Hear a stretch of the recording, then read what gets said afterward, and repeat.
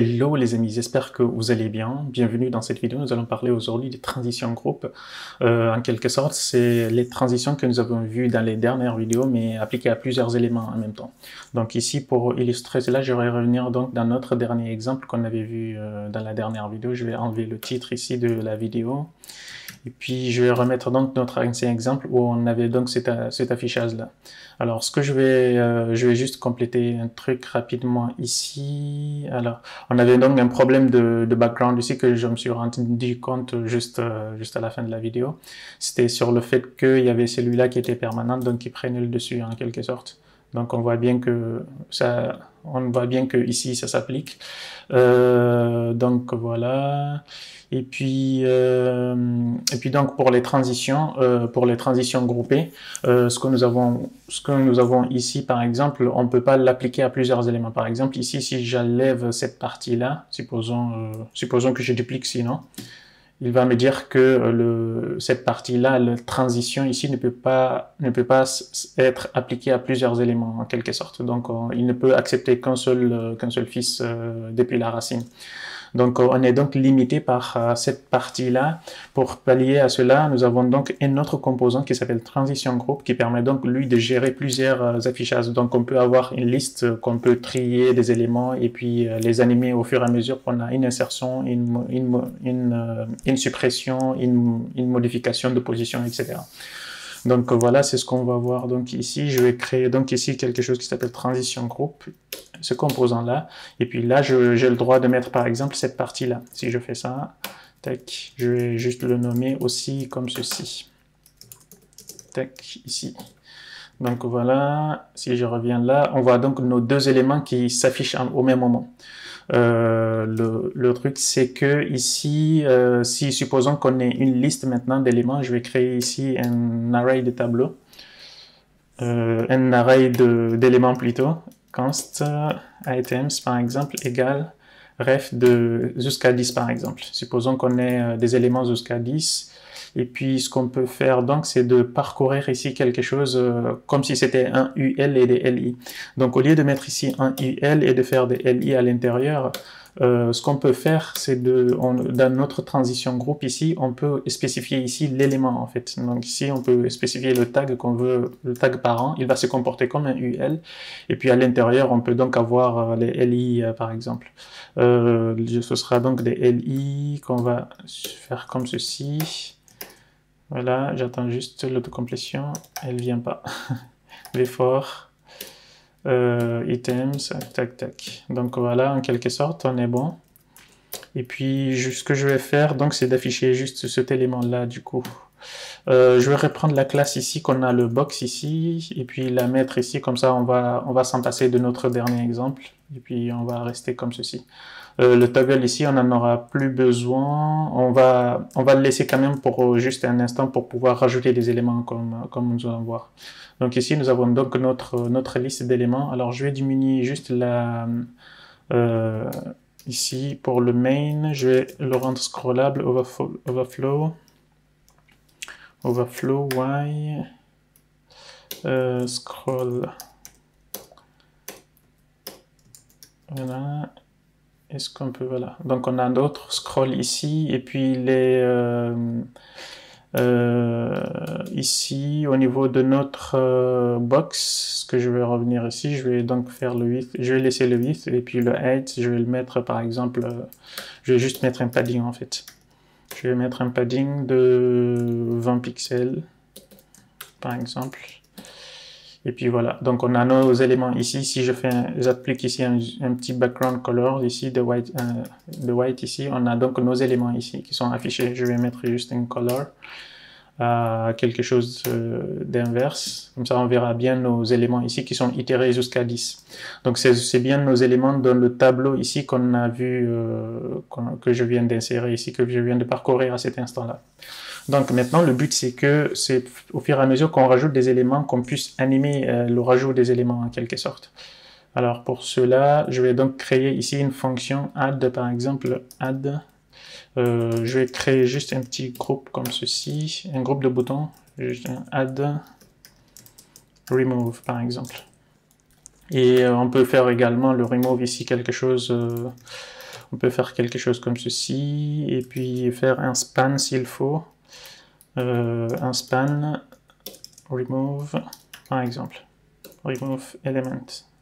Et celui-là, ce sera notre croix ici. Ce sera comme un bouton, on va dire, comme ceci. Et puis là, on va faire remove, on clique. Remove element ici. Et là, je vais faire add element.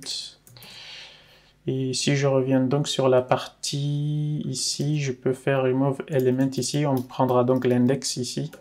L'index de notre élément du tableau à cet instant-là. Donc ce sera notre item ici ou sinon l'index ici.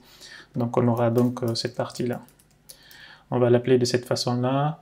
Et puis le add ici, le add element, on va créer une autre fonction ici qui s'appellera add element, par exemple. Et on prendra une position random pour rajouter dans le tableau. Pour le moment, on va juste faire ici un push item, push. On va rajouter ici un élément en fait au niveau de la taille de notre élément.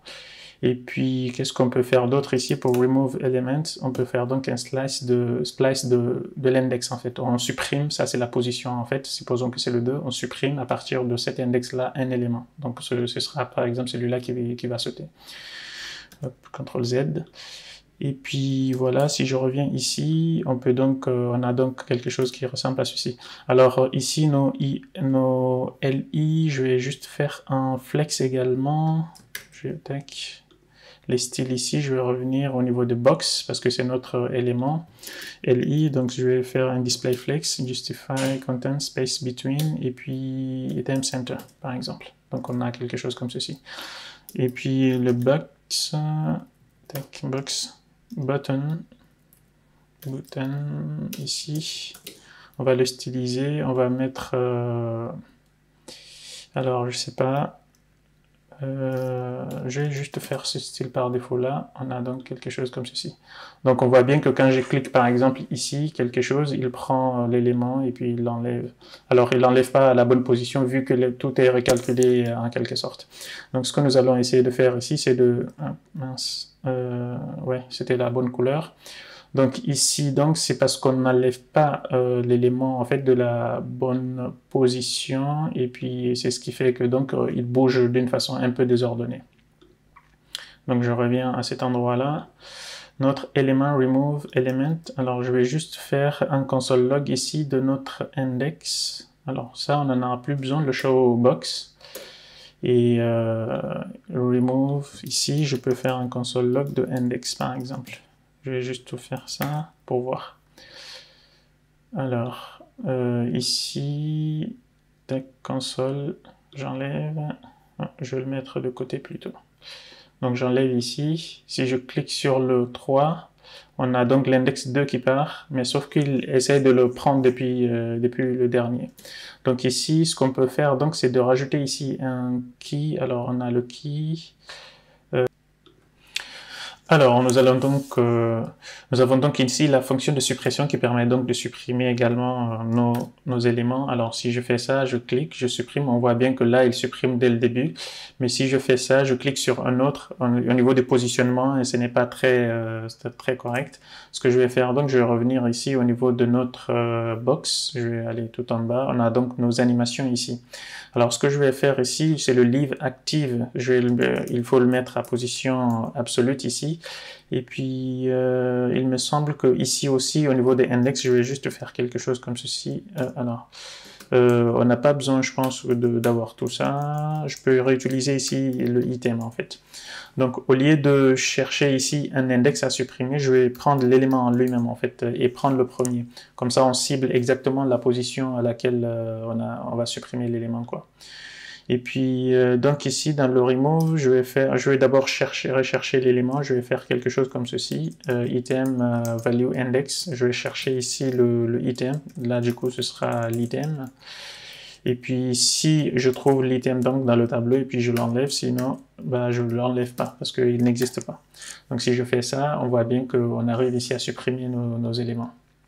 Alors, je pense qu'il y a la position absolue qui pose problème. Je vais juste l'enlever pour voir au niveau du absolu ici. Donc si je fais ça, voilà, on voit bien qu'on arrive à l'enlever au niveau de sa position. Donc là, on fait un push, donc on peut l'enlever également.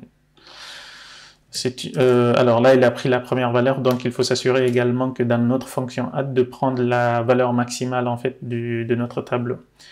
Voilà, donc dans le add ici, on peut prendre ici max element in array.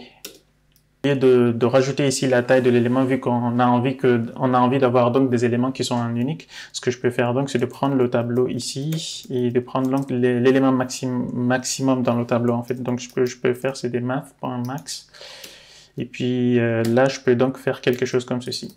Je vais spread ici toutes les valeurs, je vais prendre la valeur maximale et puis la rajouter à 1. Comme ça nous fera un élément unique qu'on va rajouter à chaque fois.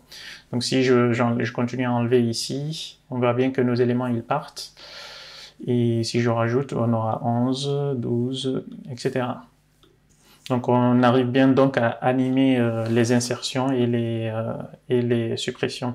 Alors ce qu'on aurait pu également faire ici, au lieu de faire directement un push, on aurait pu injecter directement à un certain endroit, mais bon, on a compris à peu près le principe ici.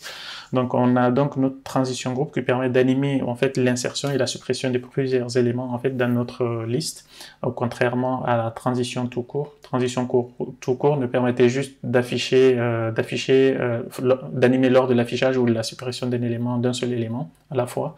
On peut donc le combiner avec VIF et VELSE avec d'autres éléments, mais ce sera un élément à la fois. Et puis donc la transition groupe permet donc d'avoir quelque chose comme ceci. Si on veut avoir une liste d'éléments auxquels on peut rajouter et supprimer des choses, on aura donc des animations un petit peu sympas. Donc ce sera donc ça pour cette vidéo, et puis la prochaine vidéo donc on va continuer encore sur un petit composant qui est très sympathique. Je vous invite donc à vous abonner si ce n'est pas déjà fait, et puis on se retrouve donc à la prochaine. Ciao.